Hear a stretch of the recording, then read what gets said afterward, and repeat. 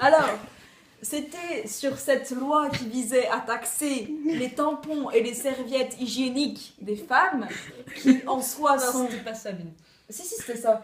En fait, les tampons et serviettes hygiéniques sont déjà taxés en France depuis maintes et maintes années. Et...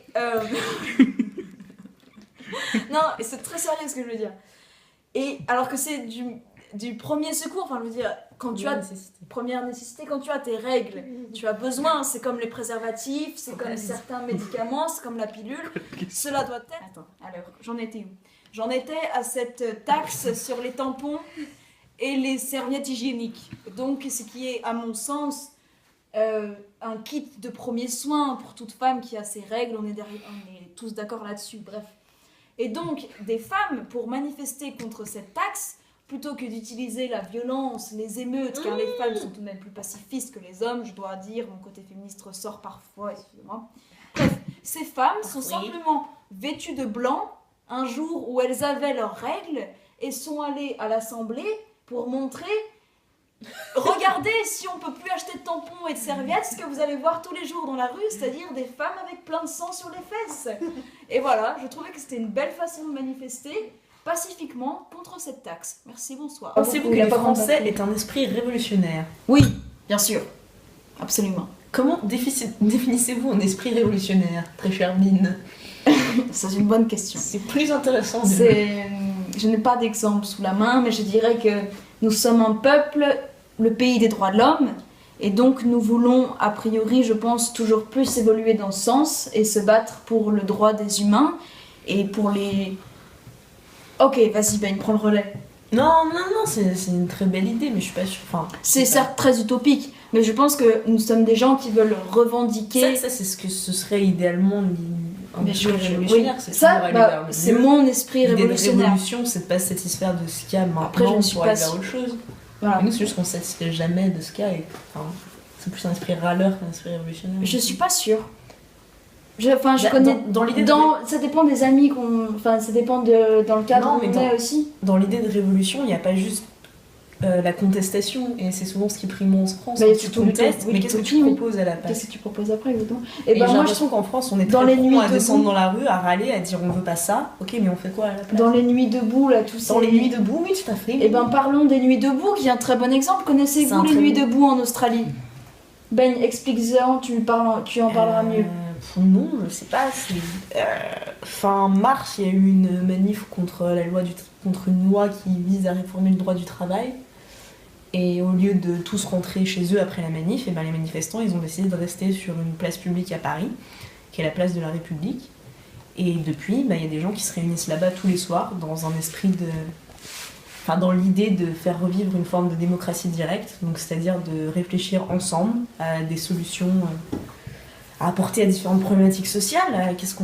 Comment recréer une démocratie directe, donc vraiment le peuple pour le peuple. Ils votent à main levée, par exemple. C'est l'idée que tout le groupe prend les décisions. Oui, il y a c'est comme un forum. Et ça, c'est pas une manifestation violente. Parce que tout à fait pacifiste. Et c'est pas non plus les défilés comme on peut le voir, ils sont statiques sur une place. À mon sens, ces gens ont assez des idées révolutionnaires. Oui, ça c'est et plutôt utopistes. Oui, ça c'est vrai. Et c'est totalement dans le mouvement d'aujourd'hui, de cet été. Et ils se réunissent même pas qu'à Paris, il y en a aussi à Lyon, dans toutes les grandes villes en France, les nuits debout. Oui.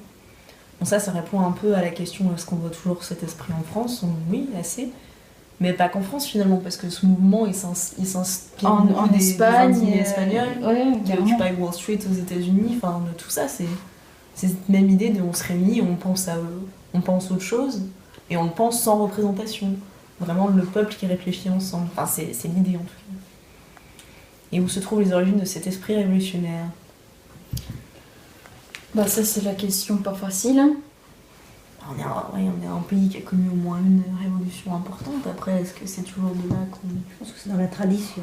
Ouais, il y a une forme de tradition. Puis il y a eu la résistance dans la Seconde Guerre mondiale. Ouais, mais c'est pas la révolution, la résistance. Il y a une tradition. Non, c'était même plus utopiste à ce moment-là. Ouais. C'était même plus l'utopie.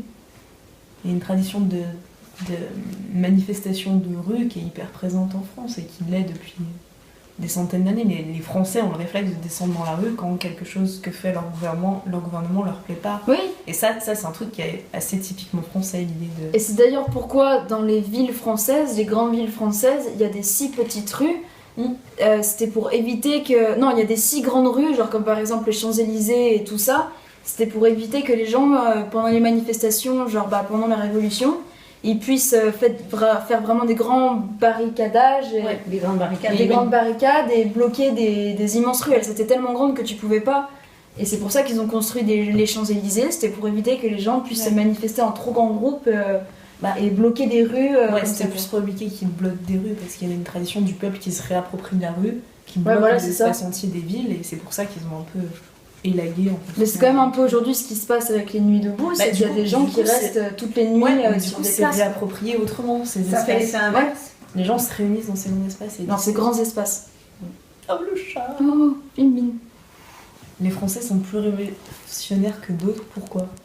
Je pense pas qu'on soit plus révolutionnaire, je pense qu'il y a des révolutionnaires dans tous les pays, il y a toujours des gens qui ont envie de... Tu prends l'Espagne, il y a des révolutionnaires. Carrément, là, il y a toujours des penseurs, des gens qui ont envie de penser autre chose. Qui a perdu. C'est juste que peut-être que les autres pays n'ont pas forcément autant que nous le réflexe de descendre dans la rue, d'occuper cet espace public.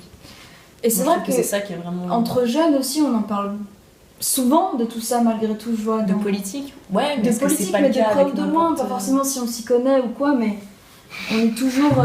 Salut. Qu'est-ce qu'il en pense, le chat, Mine? What did you think about us?